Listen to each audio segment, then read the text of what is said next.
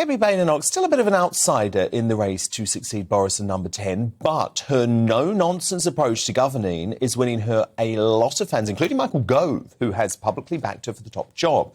The former Equalities Minister put a robust anti-woke message at the heart of her leadership campaign launch earlier today. Look. The right has lost its confidence and courage. Our ability to defend the free market as the fairest way of helping people prosper has been undermined. It's been undermined by retreating in the face of the Ben and Jerry's tendency, those who say a business's main priority is social justice, not productivity and profit, as we've pandered to pressure groups and caved in to every campaigner with a moving message.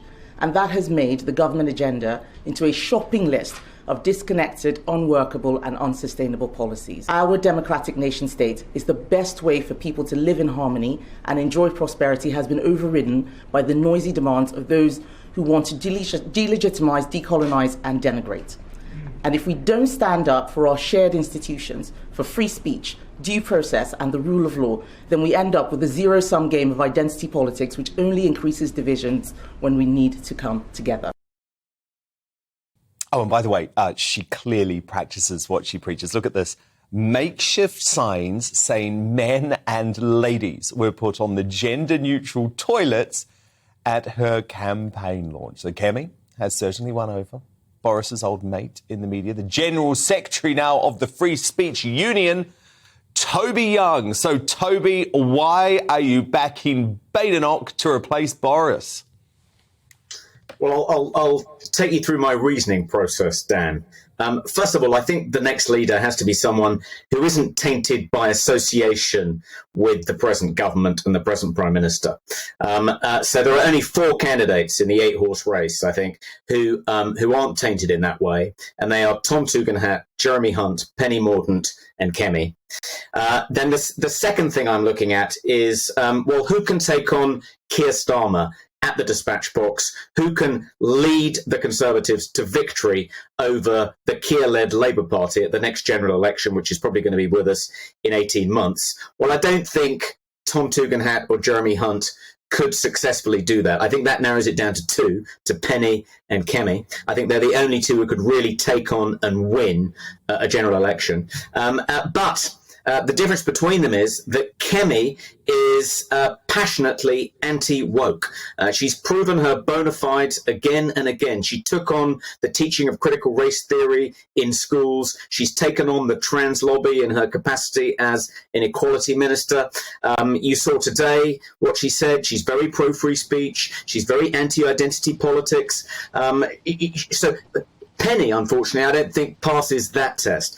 Penny got up at the dispatch box in the House of Commons last year and said trans men are men, trans women are women, and she was allegedly involved in replacing the word or trying to replace the word mother with pregnant person in legislation. So I'm afraid Penny fails the woke test, so we're left with one candidate, and that's Kemi Badenoch. Toby, I mean, I really like Kemi a lot. I have followed her career for a long time. Of course, what you haven't mentioned is she has this fantastically inspirational backstory. You know, this is the absolute opposite of, someone from Eton born with a silver spoon in their mouth. However, what about folk who say, look, she just isn't well known enough to take on Rishi in the final 2, because it looks inevitable now, doesn't it, that whoever is up against Rishi is likely to be our next Prime Minister? Well, I think if she does get into the final 2 and it goes out to the members and it's Rishi versus Kemi, I think Kemi would win. I mean, there was a poll in Conservative Home of Conservative Party members published earlier today, which showed that Kemi and Penny are essentially neck and neck at the top of that poll. There was a poll in the Daily Telegraph of Daily Telegraph readers, a fairly similar group to the people who'll be electing the next leader when it goes out to the membership.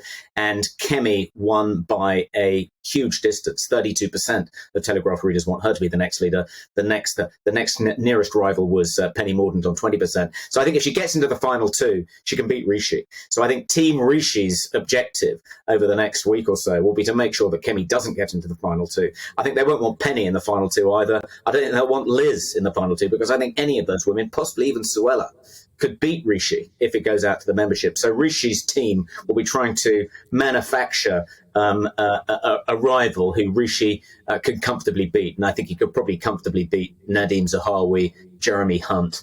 But the others I think he might struggle with. I completely agree with you. I mentioned this in the digest at the top of my show, and it's why there is this real push for the right to unite behind a candidate, but that's not happening. Yeah, I mean, one concern about Kemi running as a candidate is that it's going to divide the right-wing vote within the parliamentary Conservative Party, and it's kind of split at the moment between Suella Braverman and Kemi Badenoch. But I think that the process will take care of that. I mean, as the candidates get whittled down, as one or other of them is going to drop out, and as soon as they do, a lot of their supporters are going to move over to the other person's column. So I don't see that that's going to be too much of a problem. In due course, that's a problem that should solve itself. And Toby, do you agree with me that Rishi Sunak would just be a disastrous PM? He's signed up to the globalist agenda now. He's signed up to the big state agenda. He's signed up to the high tax agenda. And, the fact that the establishment are so behind him, I think, waves a lot of red flags. I mean, I didn't particularly like what he did as Chancellor, though, in his defence, I think he was one of the few people in the cabinet arguing against a draconian lockdown policy over the last 2.5 years. So he has that going for him. But notwithstanding, what you think about his record as Chancellor, I mean, I think his shortcoming, as far as I'm concerned, is I just don't think he could beat Keir Starmer. I mean, he has too many negatives. His wife's a non-dom. He had a green card until quite recently. He's worth, 700+ million. He went to Winchester. I mean, I just don't think those sorts of credentials will play well in the Red Wall, and it's sort of a gift to the Labour Party. He's just a kind of, he'll be portrayed as rich, out of touch, doesn't know what it's like to live in the real world, doesn't really understand the cost of living crisis, contributed to that crisis by letting inflation get out of control. So I think for all those reasons, he wouldn't be able to beat, or at least he'd struggle, I think, in a way that I don't think Penny Mordaunt or Kemi Badenoch would, to beat Labour at the next general election. Toby Young, director of the Free Speech Union, backing Kemi Badenoch. Thank you so much, Toby.